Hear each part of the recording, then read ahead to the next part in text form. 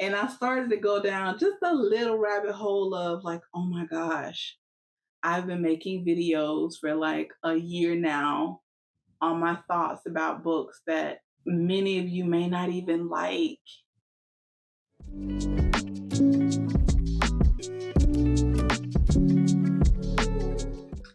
Hey, welcome back. How you doing? I hope all is well. It has been a little minute as per usual. If you're new here, I upload videos maybe every 2 weeks, every 2.5 weeks.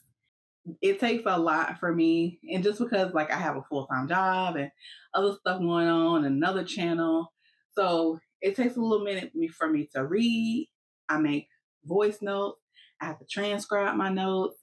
I have to like organize and update my reading spreadsheet. Like it takes a lot for me to get ready for a video.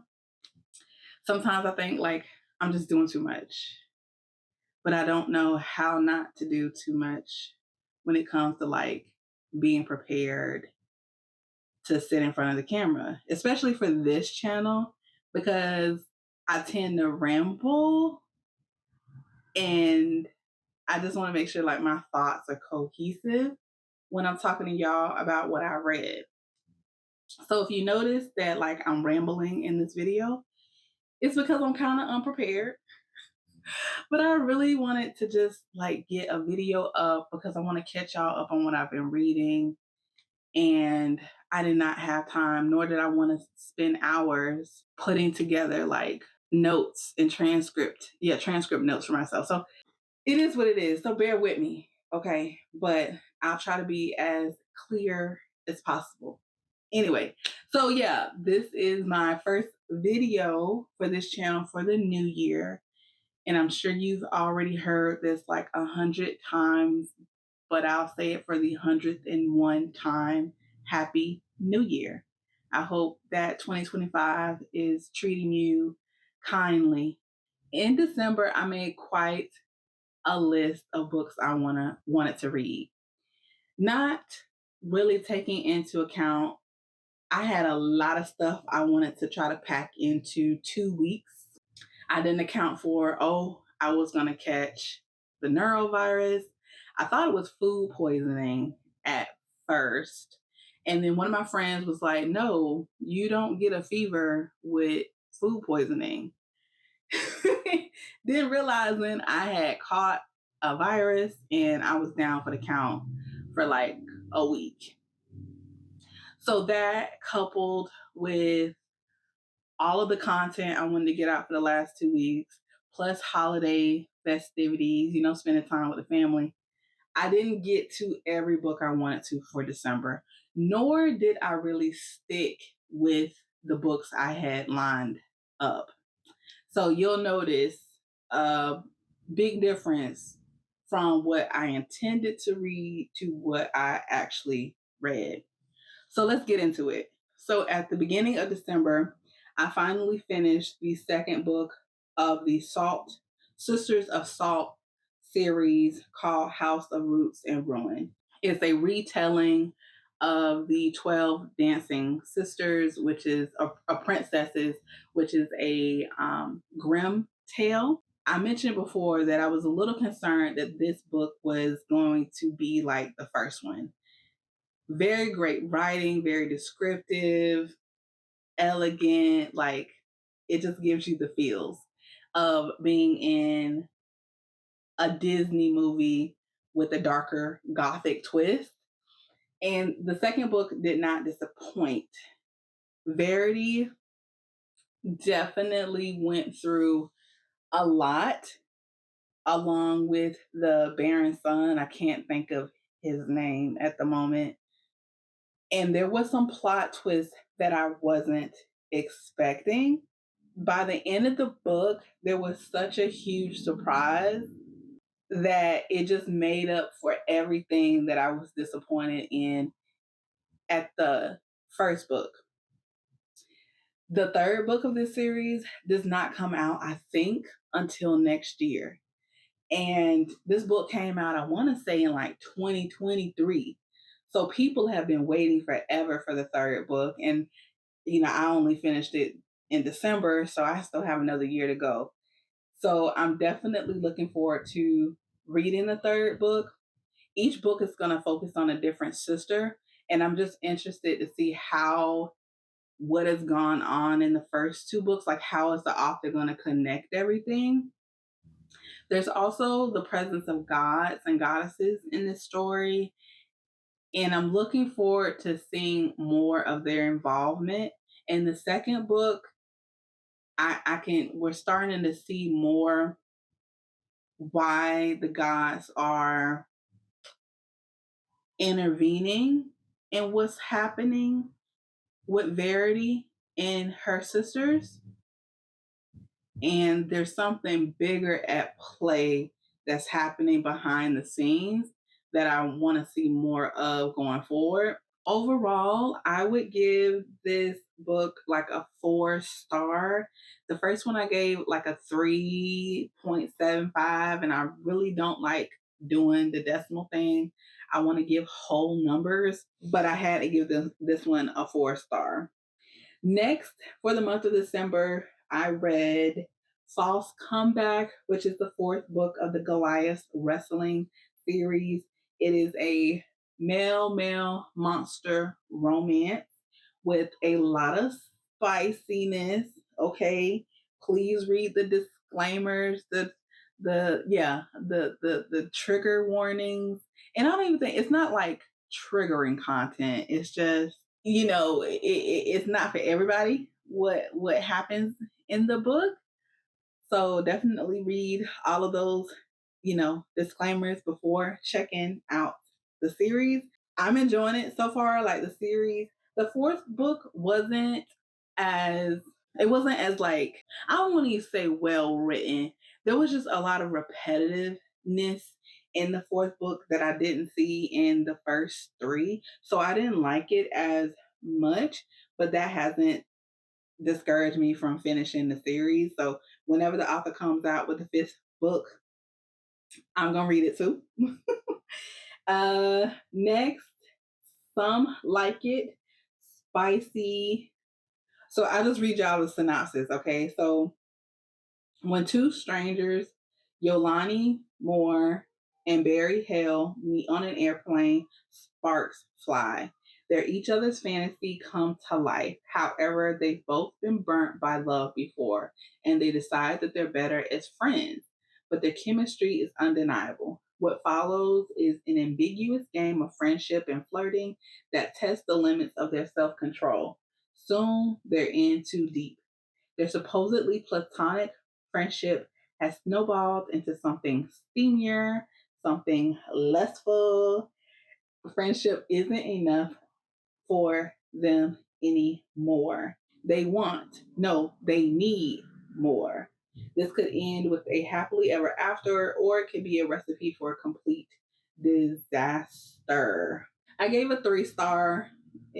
Like, I like the concept of, meeting someone on a flight and or meeting someone, anywhere, whatever, a trip, and then fate brings you together again. Like, I like those types of stories. So it was cute in that aspect, but I don't think it was like super rememberable because I gave it a 3. Now, remember, I said that I didn't stick with my December TBR. So I went from one end of the spectrum to the other in terms of subject matter. And that definitely shows in this next read, which is Exodus 23 by Freitas Moon. And this is a queer religious erotica read.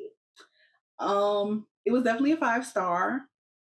I have not read a whole bunch of religious erotica, maybe a handful. And I want to say this one was like the most rememberable. Since I'm in the presence of polite company, I won't get into too much detail, but I did do a little short book review on my Goodreads page if you want to check that out. But overall, in this story, Exodus 23, one of the main characters, is a transgender male. And he, I forgot like for what reason, but he's committing to doing volunteer hours at restoring a church that is near the border of Mexico. I believe so. Yeah, this story takes place in Texas, and the church is on the border between Texas and Mexico. So he's committed to restoring this church, and the man at the church is very mysterious and just have this otherworldly vibe. And indeed, he is otherworldly because he is of the angelic race. I liked that this book, it like there was plenty of spice. Okay. Very different, very not demure, very good. But the story was also rooted with some very real issues regarding immigration, and that there's activists out there trying to help people on the other side of the border. There's, of course, with the main character being a transgender male, there's talk about how he's transitioned in this community that he's from that is very religious, how he's come to terms with my community isn't gonna accept me, and just finding his place and being comfortable in his own skin, and then finding someone, this angel, that is accepting of all of him. There was a happily ever ending to this, and I very much enjoyed it. Now, I didn't realize that this author, Freitas Moon, I guess there's a lot of controversy around their work. Their work. Apparently, they like misrepresented themselves, and readers caught wind of that. I don't know the whole story. One thing y'all will learn about me, and I think I've mentioned this before. I don't know what the freak be going on the internet and in the culture with different drama. I don't. Like, I stick in my little bubble. Whether that's at work, okay, I stick in my little bubble. On the internet, I stick in my little bubble. Okay, I got my little book, I got my book channel, I got my reaction channel. I stick in my little bubble. I like what I like. I talk about what I want to talk about, and I don't know what be going on outside of that. So the same goes for this. So for any of you who is like, oh my gosh, she read something by Freitas Moon, like, oh my goodness, does she know? I know a little bit just because when I was getting ready to post my review for this book, it came up on Instagram. And of course, you know, your phone be tracking everything you do. Okay. It came up on Instagram for me, I guess whatever been going on with this author. I ain't a part of that. I don't know the whole story. But what I'm saying is, I enjoyed this book that the author wrote. Okay. I can enjoy someone's work and not necessarily like be okay with what the author did. If it's not okay, that's okay. I enjoyed the book. Let's move on. I was still in the mood for queer reads, so I read The Companion by E. Altman. This was a 4-star read for me. Very cozy, and I don't even like to use that word because I feel like in the book community, now this much I do know, just in terms of me like being on YouTube and seeing other Booktuber videos, like they use the word cozy so much, and I can't stand it. Cause is everything really that cozy? I don't know, I can't think of another synonym. But this book definitely gave cozy vibes. But this book, I think, is set back in the early 1900s. It's three main characters. Again, they become a couple. Okay. And the main character is a struggling writer. The main character's name is Madeline. So Madeline gets the opportunity to leave New York, and she takes up a position as a housekeeper. This position is also going to give her the opportunity to work on her writing. She gets there, she meets the owner, and he's also a writer. And the tension slowly starts to build between the two. I like that, I forgot the owner's name, but he just created such a great space for Madeline, for not only for her to work, but to also be herself and explore the tension between the two. Now, the third member of the trio is his ex. The ex is, I think, a really cool character as well. This book had a lot of, like, it was like a lot of day to day stuff. And it was just cool to see them interact with each other. Not necessarily all of the spiciness, okay, even though that was interesting. Um, but them just also giving each other space to be themselves. It was like slow living. There were times where they would like just paint, go on walks. They, tended to the garden and the farm animals. Like, I hope all this is making sense, but it was a really good story. The next book I picked out was supposed to get me back on track with like holiday theme. Okay. So I read Her Very Sexy Christmas by Theodora Taylor. And this was another poly romance. But in this, the difference with this coupling is that the males were not attracted to each other, just the female main character. I've seen this type of story from this author before, so I didn't enjoy it as much as when I first read this type of coupling from her. So I had to give it a 3 star. Like, it was just like I read it. And also, it's a short read.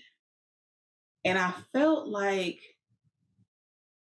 there was so much hanky panky between the characters compared to the number of pages that I had in the book that it just, I don't know. I wasn't a fan. So yeah, I gave it a 3. I read I'll Be Gone for Christmas. Now this was on my TBR, and I think this is the one I picked out in my last video with y'all, by Georgia K. Boone. I enjoyed this one. 4 star for me. And it was about these two women from different parts of the country. Let me see. Let me find their names. The book goes back and forth between B's POV and Clover's POV. So B is from San Francisco. She works in the tech community with her sister. They have a business, and B wants to get away because of expectations from her family, and she doesn't feel good enough working with her sister. She feels like she's like let down her sister in the company.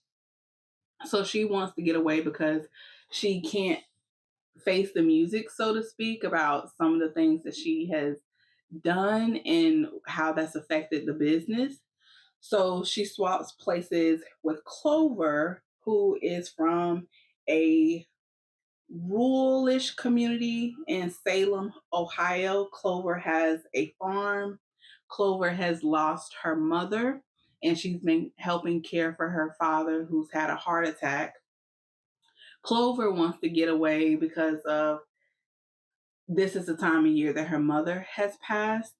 And also, Clover broke off her engagement with her ex, who lives on the farm. They've known each other since they were children. And I believe she broke up with him around the holiday time too.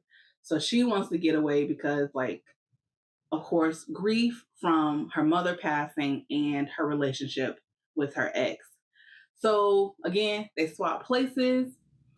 I thought it was interesting how B fell in love with Clover's ex, and Clover fell in love with B's sister. I would definitely recommend this to someone who is looking for a holiday read, but also deals with issues that come up during the holidays. Like, not everybody has a very festive holiday. You know, some people lose family members during that time of year. Um, Sometimes there's depression as to how your year has gone, and not everybody is excited for the new year. So yeah, I would definitely recommend this to any of you. Now, if you're not new, you know that I have been on a break from reading mafia romances. But I took a break from the break and read Mobsters and Mistletoe by Kenya Wright. After reading it, I'm going to go back on my break. I feel like the book universe, for lack of a better, I don't know, word, is oversaturated with mafia books. And I think my problem is some of them are really cheesy. If I'm going to read something with the main character, mostly, right, the men, being in that type of lifestyle, I want it to be really gritty and well written. It was a short read, so I was determined to finish it. And because it was on my TBR, but I really ended up giving it like a 2.5 star. Yeah, 2.5 star. So it's about the main character. He's been in a lifestyle. He gets caught up in one of his fellow mob family members trying to get him out of the picture, and he goes to jail for like 10 years. He manages to get out early. Now he has left behind the love of his life. And so when he gets out, he's seeking, revenge against the people that put him in jail. And of course, he's trying to get his woman back. The main problem I had with this book is that it was just super dramatic and not in a well written way. And I don't even want to say it wasn't well written. I don't want to say that. It's just, it was really like, it gave me soap opera vibes. And I'm not a huge fan of soap operas. I felt like I was watching a Nicolas Cage movie. The main male character was so larger than life, like what he was doing. Like, how are you taking on all of these men with guns and knives and making it out alive in a way that seems realistic? I guess that's my problem, is with some of these mafia books, like, it just doesn't seem realistic. And I know it's fiction, but I also wanted to, like, if I'm going to imagine it, it just needs to make sense. And some of the dialogue was really over the top. I did like that he was super determined to make things right with the woman that he left behind. that he would lay down his life for her, and anybody that thought about getting in between him and her would face the consequences. Like, I like that. That was cool. But yeah, I'm going back on my hiatus from mafia romances. I read a mystery thriller that was a novella called The Gift by Frida McFadden. And to recall the synopsis for you all, um, it's Christmas Eve and Stella Hansen is broke. She is so broke that despite working two jobs, she can't even afford a present for her husband on their first Christmas as man and wife. But then a mysterious storekeeper at a pawn shop offers Stella an intriguing trade. Stella wants more than anything to buy her husband the Christmas gift of his dreams. But will it come at a terrible price? And it did. There was a terrible price for the husband. There was a terrible price the for Stella, and the shop owner, I think, also didn't get what she was looking for. So it was really good. I would recommend it. You can definitely get this done in what I feel like within an hour. That's how short it was. But it was definitely good. 5 star. Okay. Next, I read Married to the Devil by Lillian Lark. It is another monster romance. The female main character is a human, and it revolves around another poly coupling. I like poly books, if you haven't noticed. um, it was a 3 star for me compared to some of the other books that I've read out of the Monstrous Matches series by Miss Lark. It was there was a lot of repetitiveness. I know I didn't say that right. There was a lot of repetitiveness in the dialogue and some of the actions. So I didn't enjoy it as much as I thought I would. I read Jag. This was a disappointment too. Oh, now I'm moving into January. Okay. So Married to the Devil was my first book of January. Jag, which is the first book of the Gideon Brothers series, is my second book completed for January. This one was kind of along the same lines of how I felt about Mobsters and Mistletoe. And I was really disappointed. I had watched a TikTok video of someone recommending this. There was a line from Jag that she was referring to that I was like, oh, he alpha, he about his lady. Okay, better not nobody come between him and his woman. Oh, and I did a community post with that. So y'all check that out. So I'm all for the alpha vibes, him not playing about his lady, about him, you know, like, we're gonna have a good time. You're gonna enjoy yourself. I like that.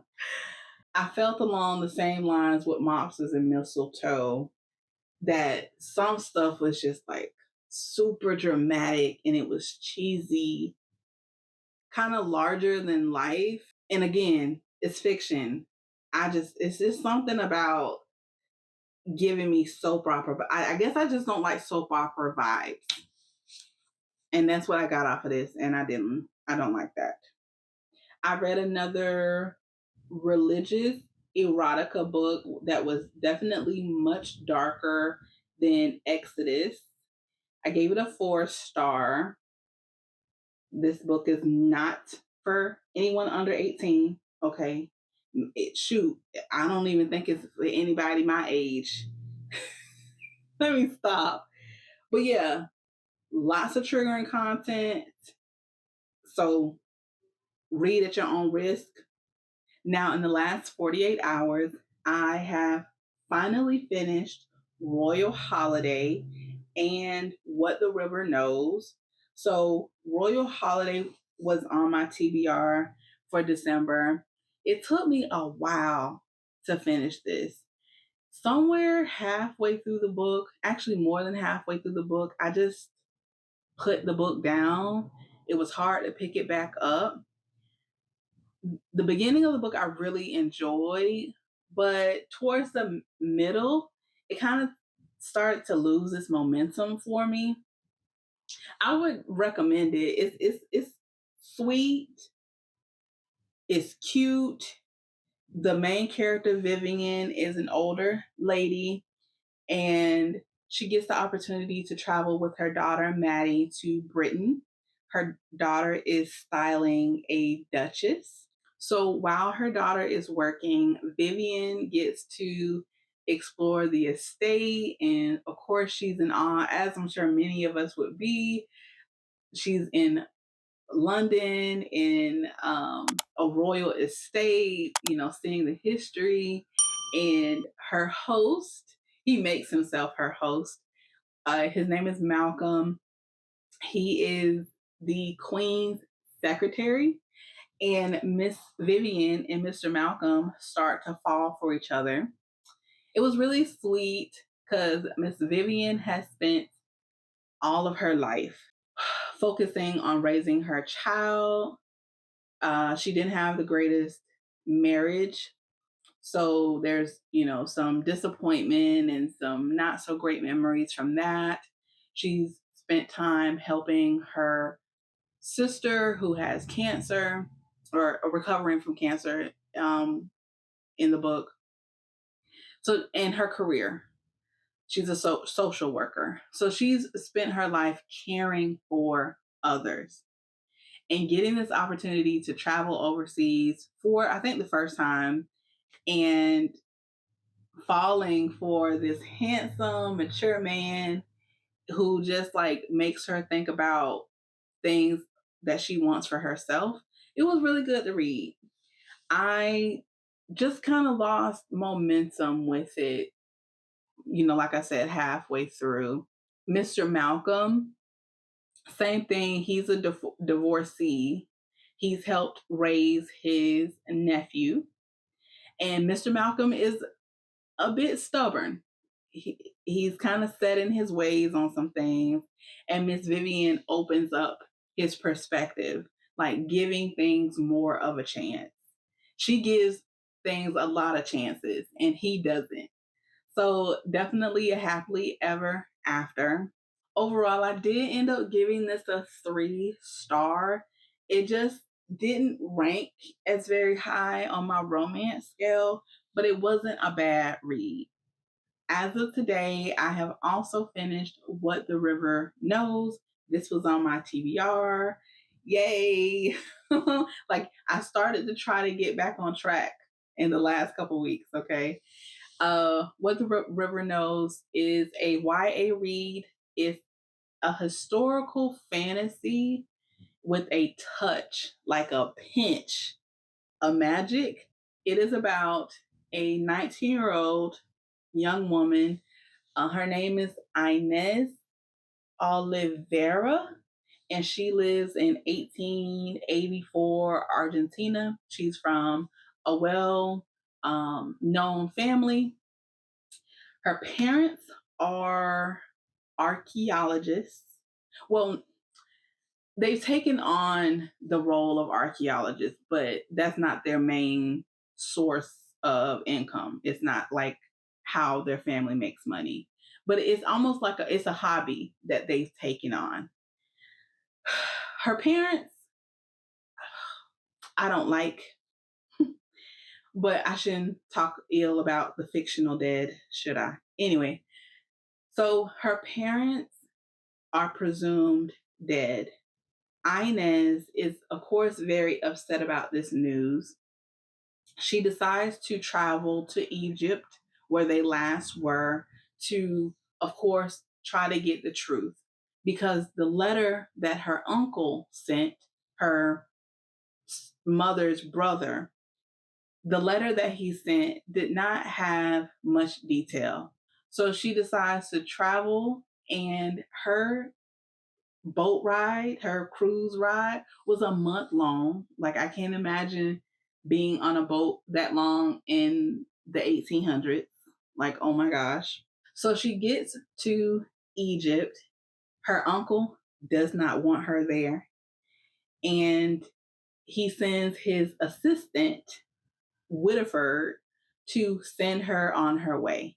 And she refuses to leave without finding out the truth with her parents. Also, her father left her a magical ring. This ring was one of the pieces of jewelry from Queen Cleopatra.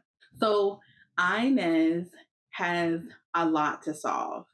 What happened to her parents? Finding Cleopatra's tomb, because this ring has a spell on it from Cleopatra. She's able to tap into some of Queen Cleopatra's memories, and she's hoping that maybe this ring will help her find her parents, because again, they're presumed dead. There's also a lot of mention about how, and I liked how the author did their research. There's mention of how much history was lost to the Egyptian people when the country became occupied by the French, by the English. And it's kind of upsetting, not kind of upsetting, it is upsetting to read about, and I've watched documentaries too, how these people couldn't even access their own history. They couldn't even hold positions in their own country's government. They couldn't have access to their own artifacts. Like, it was crazy, upsetting. This book too started to lose its momentum for me towards the middle, and then it really picked up at the end, and it was a lot. But I'm looking forward to how the second book is going to wrap up the series, because there's more secrets, not just under the sand, but more secrets that need to be unearthed. So yeah, I liked it and ended up giving it a 4-star. So yeah, that is what I read this past month and a half. What else has been going on? Oh, so in between reading, I have watched some fellow Booktuber videos, and I discovered a video by from a channel called Jordaline Reads, and it was her book roast video for 2024. And I watched her video, and she was, of course, sharing her thoughts, her opinions on books that she did not like, and none of which I have read, but it was really interesting to watch, and it got me thinking. So Jordaline really went in. She went in on these books and their authors and the readers that may also have enjoyed those books. And it got me thinking about how, especially on a platform like this, where you can make recommendations about a book that you really enjoy, and you're influencing someone to read it, and they get it, and they may not like it. And then they start to question you and your opinion and feedback on things. And I started to go down just a little rabbit hole of like, oh my gosh, I've been making videos for like a year now on my thoughts about books that many of you may not even like. But that's okay, because not everybody is going to like what you like. People got different perspectives on things, and it is what it is. But it can take a lot for y'all to trust, you know, someone to give y'all recommendations. At the end of the day, I'm just sharing with y'all what I like and what I don't like, and maybe y'all feel the same way, and if y'all don't, like, that's okay. I also planned out some videos that I want to do over the next 3 months I did a lot of planning. I have, as I've shown y'all in a previous video, like I have spreadsheets of what I create for books and info about books and planning content. The hard part is actually getting down and doing it. So hopefully all of the videos I have planned will come into fruition for y'all over the next couple months. We gonna see. But yeah, that's what I've been up to. All right, y'all. That is it for this video. If you liked it, please consider leaving a like, some comments below, and subscribing if you are new. Until next time, you guys, be safe, be blessed, and remain unapologetically you.